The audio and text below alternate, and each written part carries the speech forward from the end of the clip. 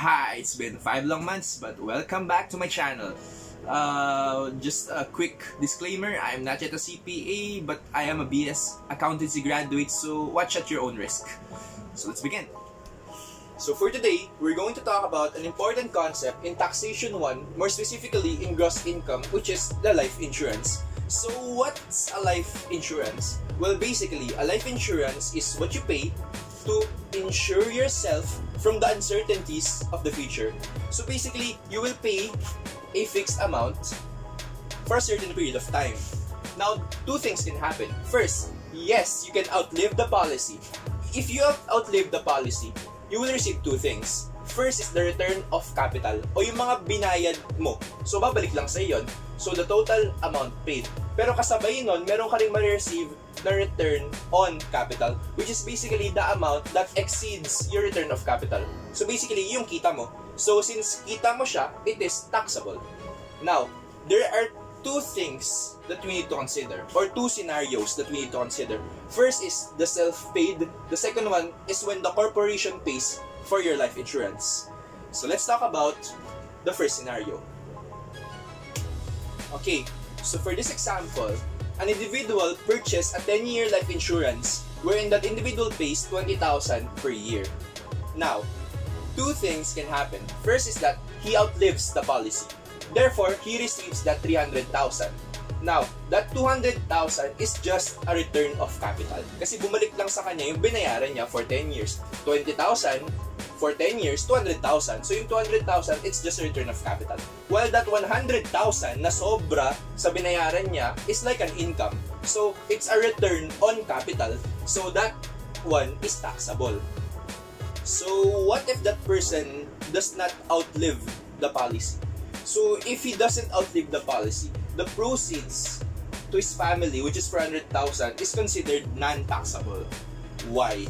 Because the life of an individual is not measurable. It's immeasurable. So, if you can't measure the life of an individual, you won't know what's the return of capital. As a result, you won't know what's the return on capital. Therefore, you will treat this full 400,000 as a return of capital, since life is immeasurable and you can't know what exceeds that life. So this whole is a return of capital, therefore not taxable. So let's tackle the last scenario. Now, for the second scenario, the corporation pays for the life insurance of the employee. So you might ask why. It might be because that employee is a very valued employee and that employee might be irreplaceable. So that corporation pays the life insurance for the employee. Okay, so two things can happen. First is the corporation pays for the life insurance of the employee and the beneficiary is the family. So what's the implications or consequences when the beneficiary is the family? First, since the corporation pays for the employee, that payment is considered a deductible expense. So in the books of the corporation, it's a deductible expense.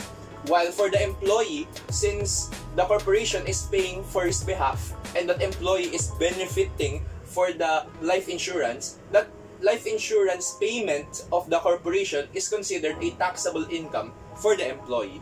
So how about the proceeds when the employee does not outlive the policy?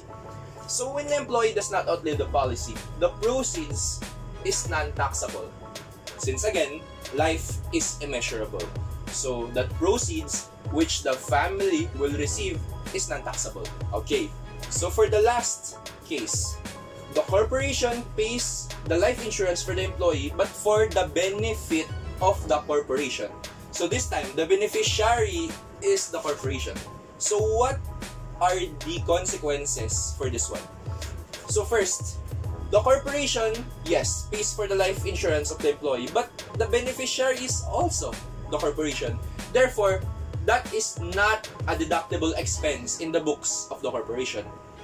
While for the employee, that life insurance payment is not a taxable income anymore, since the employee is not benefiting from it anymore. Last, okay, so for the proceeds, I'm gonna put a star here because there are different interpretations of different authors with regards to the proceeds when the beneficiary is the corporation. So for this lecture, I'm not saying I'm correct or I'm wrong. I'm just saying what's my position with regards to this one. So when the corporation is the beneficiary, the proceeds is now taxable. So you might ask, why?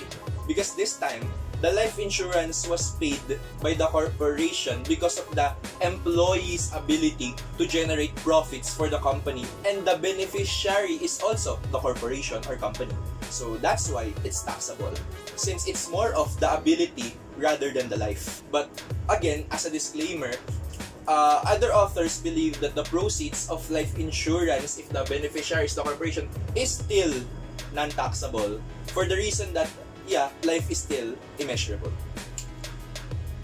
Now lastly, what's the implication of interest when it comes to life insurance? Now, as we all know, interest is a stable fruit that is based on a principal.